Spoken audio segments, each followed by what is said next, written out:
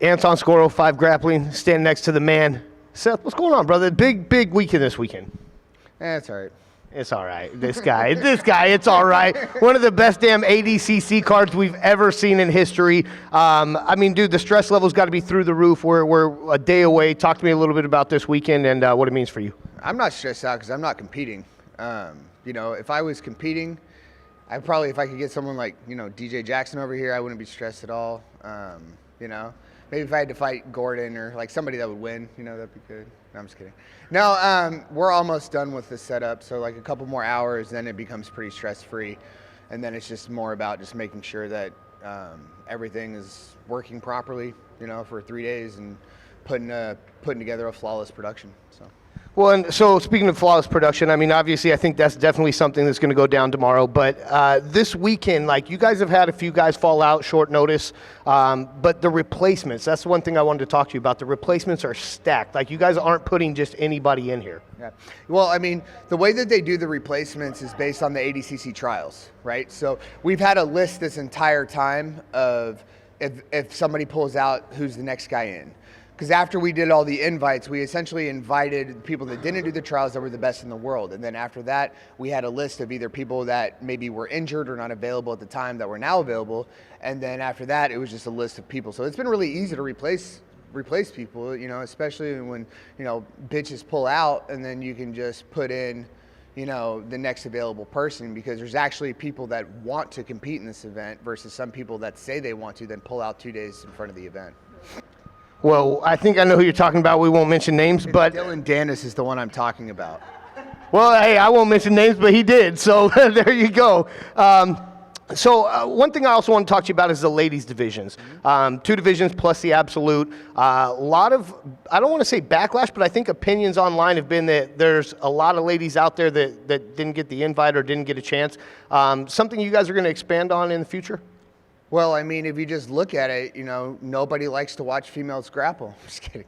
No, I mean, like, we're huge supporters of the women's jiu-jitsu movement, and at Fight2Win, you know, we have female main events all the time. Gabby Nachielli, Anna Carolina has headlined a bunch of times for us. It's something that we're pushing really hard, but there's ADCC is not like a normal event where you can just be like, oh, let's just change this, because there's history behind it, and then it's not run by the same people every 2 years. So next year or 2 years from now, it could be somebody completely different. So it's like, you know, if Mo doesn't get the next one, I don't know what they're going to do, and whatever the precedent we set is what goes in the future. And in straight my opinion, I think there should be 3 divisions. It should be under 60 kilogram, under 70 kilogram, and 70 kilogram plus, but I also think there should still only be 8 people in there, because I don't think that, especially in the heavier bracket, it would be virtually impossible to put together a 16-woman tournament that had half the division, because if you don't have half the people in the division that could win, it's not really a division, right? And as jiu-jitsu grows and women's jiu-jitsu grows more, you know, I mean, in the 60, like, even in the 60 kilogram division right now, that's one that maybe, you know, the 5th seed could win, and the 60 plus, it wouldn't. And then when you add more classes, that separates it out even a little more. So hopefully they do 60, 70, 70 plus, and then add, you know, and add that. That would be cool. The more thing I would like to see is the fucking pay be the same for the women as the men, you know. I'm hoping that they change that, but it's again, it's completely out of the control of me, Sean, and Mo. Like, we can ask for things, and they either accept them or they deny them, and they do whatever they want, you know. Sure. Well, that's why it's ADCC. So I guess the last thing I want to know, Seth, for you, if you could be, let's say, God for a minute, right? And you can determine who ends up with who tomorrow. What's the one matchup that you really want to see tomorrow that maybe you haven't had a chance to? I don't think I really need to be God to do that. I just would need to be Mo Jassim, because he's the one that got to do that.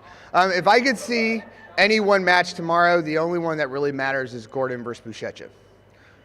Yeah, none of DJ Jackson's matches matter. Who else is in here? He's standing here, just so you know. Like, he's literally right there. I wouldn't talk shit about him if he wasn't there. You know, at least not, you know, in the same room.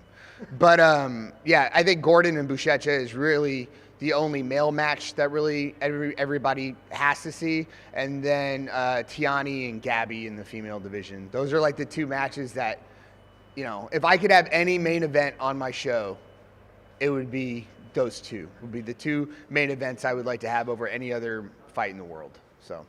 Oh yeah. All right. Well, it would have been really nice to see Dylan Dennis, you know, but you know. Where in the world is Dylan Dennis? I don't know. Who knows? Who knows? I heard there was a poetry reading he might be at, and I heard Gucci had a sale.